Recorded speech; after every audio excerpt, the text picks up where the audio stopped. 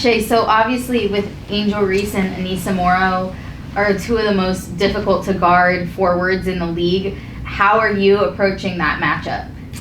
So one of the things I think we have to be really good at tomorrow is some things we've struggled with the last few games, beating players to their spots, using our quickness and our aggressiveness to our advantage versus their size and strength, right? And so like I've told you guys before, I know where we lack in terms of size, but I do feel like we're pretty aggressive.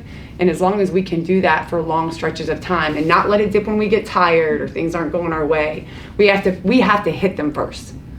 So specifically in their post game, we can't give them spots. What does that mean? They can't duck in and bury our defenders underneath the basket. There's no defense for that, and the only rebound you're getting is the one that goes in the net. Mm-hmm. So in order for us one-on-one to be able to defend them, that's what we have to do. We also have to look at it as a group effort, right? So understanding what their strengths are, how powerful they are in the post, and what they're trying to accomplish offensively first, and taking that away as a group. And then figuring out their second, third options and how we can keep them under duress, making and taking shots that aren't their first and second option. I think with this group is obviously in the paint, rebounding and keeping them off the free throw line. So we have to do all of that without fouling. And we have to do it for long stretches of time. LSU comes in, obviously defending national championship. They've got a lot of media attention. So is that something you've addressed with your team, or is that much of a distraction to them at all? Or yeah, I mean, I do it in my own way. I don't.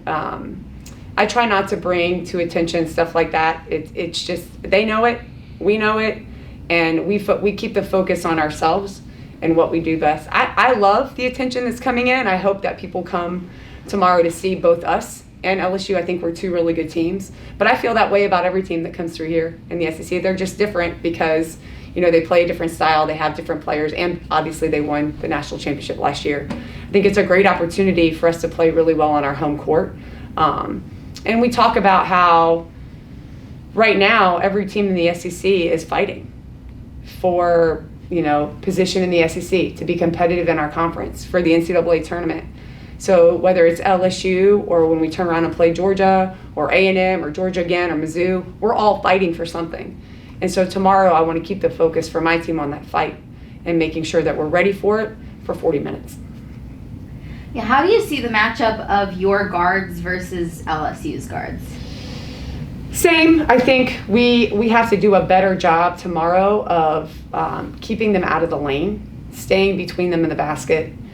They're not a prolific three-point shooting team. I know Michaela Williams is a pretty good shooter. Haley Van Lith is a good spot-up shooter. I don't want to give them easy looks, but I want to make sure that we, pay attention to staying between them and the basket, staying out of foul trouble, and making sure that we defend with 5 people. So if my guards get beat on the perimeter, it makes our post players' job a lot harder because now they have to help. Now they have to defend Reese too, try to rebound without fouling. That's not helpful.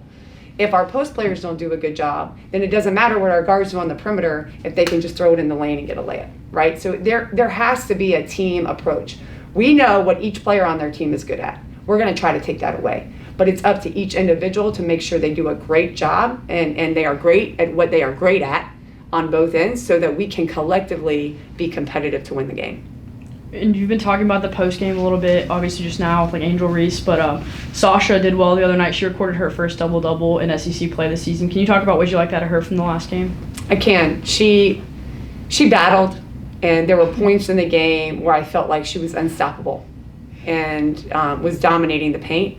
And then there were points in the game that I felt like she was invisible, and not because she didn't do anything or did anything. I think there are, like I talked to you guys before, I have to do a better job of making sure that we are consistent in our effort. And so when I watch film, is that our strategy? Is that our subs? Is that fatigue? Is that mental fatigue? Is it physical fatigue? And making sure that we show the players, hey, this is what you're at your best. And Sasha had a lot of that the other day. But then there were plenty of clips where I felt like she could have dominated the whole game. And so we have to make sure that those are more few and far between, and not for stretches in the third and fourth quarter specifically that just feel like it sucks the wind out of our team and that we can't recover. I'm not sure if I can put that well enough into words, but you can feel it, you can see it happening, and we have to stop it dead in its tracks. So we've been focusing on that the last couple of days, making sure we understand this is who we are at our best, and we got to keep that going for the whole game, no matter who's on the floor. This is who we are at our worst, and that can't happen more than 1 or 2 possessions when things break down.